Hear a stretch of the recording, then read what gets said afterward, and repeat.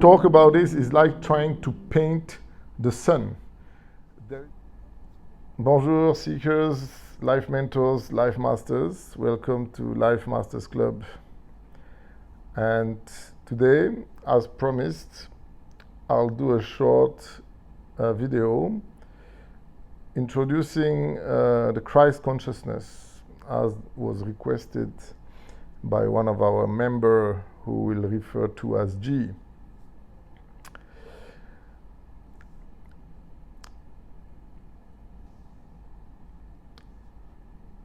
Most of us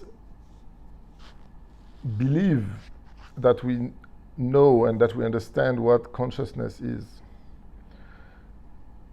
But in reality, most of us ignore the true nature of consciousness, because when you really inquire deeply within yourself and sort out what is your memory, your emotions, your thoughts, your sensations, your imagination, and your consciousness, the presence, the witness behind all of that, behind of any action, behind any thought, behind any thought about our thoughts even. That witnessing, because as we really understand better consciousness, we see that there is no individuality, no real individuality behind consciousness. In fact, within consciousness, behind what we see as our consciousness, most people mistake their thoughts and emotions and whatever they have actually observed, but they mistake as being themselves in action, while it is actually something happening within themselves. If it's happening within you, it's not you. It's just a portion of happening, of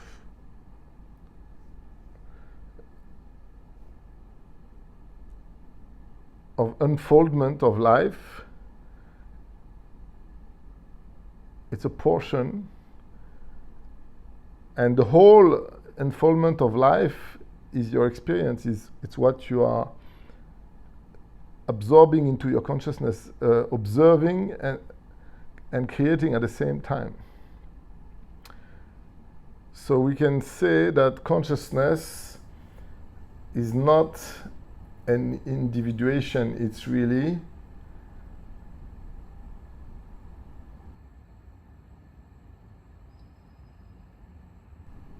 being and witnessing. It's being and witnessing at the same time.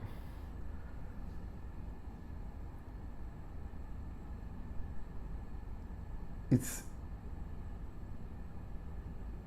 an action. It's an action, a static action. It's extremely difficult to define consciousness other than by self-inquiry. And when we refer to Christ consciousness, most of the time people either refer directly to Yeshua bin Joseph, Jesus, as the embodiment of Christ, and they start making it very anthropomorphic as an embodiment of compassion into a human being. It's not entirely false, but it's still a reduction of the truth. What I refer to as Christ consciousness is really a totally impersonal way of experiencing and embodying life. Vincent cannot express or be Christ consciousness. V cannot. To a certain extent, even spirit is already an individuation of consciousness. And when we refer to Christ consciousness, I refer to an impersonal consciousness, an impersonal experience of life, which is simultaneously experiencing it and creating it, embodying it, but without a body. So there are no words for that, for a bodiless embodiment of life, of existence, of consciousness, of being both the actor, the director, the screenplay writer, and the screen of a movie, for example, if we reduce life to a movie. So it's an impossible undertaking to try and convey what is Christ consciousness to anyone who has not experienced what happens when simply being, doing without doing. That's what the Chinese called Wu Wei in Taoism. The passive activity or the active passivity, simultaneously being actively passive in meditation and being passively active, which means acting in the world without personal involvement, just allowing what needs to be done through our body, but without any thoughts and preference or personality involvement. It's being and non-being simultaneously. So you can connect to any religion. All religions refer to this at one point or the other, in one way or the other, as a form of divinity, or as divinity itself. In the Sufi Muslims, they refer to it as the beloved, the relationship between the Sufi and the master, between the man and God, between divinity and materiality. It's that poetry, that dance, universal dance with truth, in truth. In the Christian world, there are the Gnostics who also tend towards that. In the Jewish tradition, to a certain extent, the Kabbalistic studies are aiming towards that. I don't have experience in the Freemasons and stuff like that because they are quite closed. So it's difficult to know exactly what they are teaching in there, but from the little investigation I did, it seems that that's also what they are teaching at the higher levels.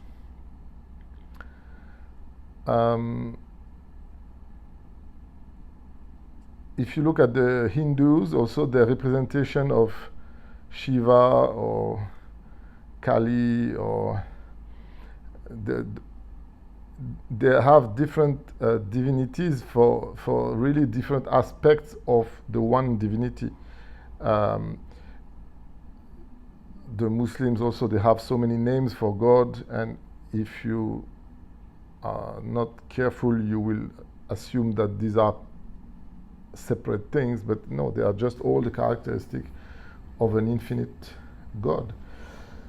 So And most religions recognize that as a human being, as an incarnated human being, we have the potential to be divine, also to claim our divine heritage. And how to claim the divine heritage is not by adding anything to ourselves. It's actually by removing all the personal effects, all the ego characters, all the programs, the automatic reactions that we have trained, that we have been trained to display as a person, deprogram ourselves so to be less and less of a physical and emotional and intellectual person, and so less and less of that, more and more an etheric consciousness, impersonal, accepting of all that is, and not entertaining any illusion. And that can be called Christ consciousness, it can be called Shiva, it can be called enlightened soul, it can be called any way that is not too confusing and not too similar to what is already known by people experiencing a very mundane life. So any name that would not be confused with something standard in mundane life will be quite useful to refer to that. But in the end, there is no way to make anybody understand it other than by the person removing all his garments of personhood, simply losing oneself in the experience of life. And when you do that in full consciousness, so you lose yourself without losing your alertness, your presence, your awareness, that is what can be called Christ consciousness in my experience. So I really encourage you to do that yourself, to meditate, investigate. Just be more aware of what's going on in your life, what's going on within you and around you simultaneously, without judgment, without preference, but with full alertness. And sooner or later you will have that glimpse of that impersonal, extremely expanded consciousness, which is aware of everything that is and which is not entertaining any false thought, concept, idea. And you will then be able to tell me what is your experience, and we can find better ways to describe it and to try and make we cannot really make people understand it or see it, but we can simply give a little taste of desire to investigate and to find out for oneself. A lot of philosophies and religion insist that desires are not good for you, that they will make you drift away from God or the truth. And it is generally true, except the one holy desire, which is the desire to be more intimate with God, to be closer to the truth, to be more aligned with the truth. And that is indeed a very, very healthy desire that will not send you astray. But to talk about this is like trying to paint the sun. There is no paint that will be suitable to do a faithful rendering of the sun. The sun is a nuclear reaction, a fusion reaction, emitting immense energy and light and heat. It's by nature impossible to find a paint or even a material that you can handle with your body that would be adequate to paint the sun, to paint a picture of the sun that would actually have the qualities of the sun. All you can do is paint a picture of darkness with some white and yellow paint in the middle that will give a very pale representation of what the sun can be in the cosmos. But even the best painter in the world and in history will never be able to produce a painting of the sun that will let you know what the sun is. It will just give you sufficient idea that when you actually see the sun, you will remember, oh, okay, that's what he meant with that picture or with that explanation. But it's so much brighter and warmer and bigger. There is no painting that can grasp, explain, or understand or show you the sun. There is no painting that can show you the sun. There is no book that can explain the sun to you. The only way you can experience the sun is by having the courage to go outside of your cave and expose yourself to the light of the sun. And of course, if you don't do it carefully, you might hurt yourself. But if you do it gradually, and if you go in the right direction, at your own pace, you will have the experience of the sun. And if you have inquired and listened to some people who have done it before you, you will know that yes, that's what they were describing, and then you will be able to also describe it the best you can, but it will also not be adequate to make anybody realize it, understand it truly. But likewise, it will be a useful way for them to know when they have not experienced the sun. If you experience just a light, an electric light bulb, you can compare it to the descriptions of the sun from people who have seen it and realize that, okay, it looks a bit similar, but they said it's so bright that it blinds you. That's not exactly your experience. So it's extremely difficult to discuss these things and to explain them. But I hope you will have understood that I did my best here, and I hope you enjoy this. Thank you very much. Namaste, sayonara, hasta la vista baby, bye bye, au revoir, ciao.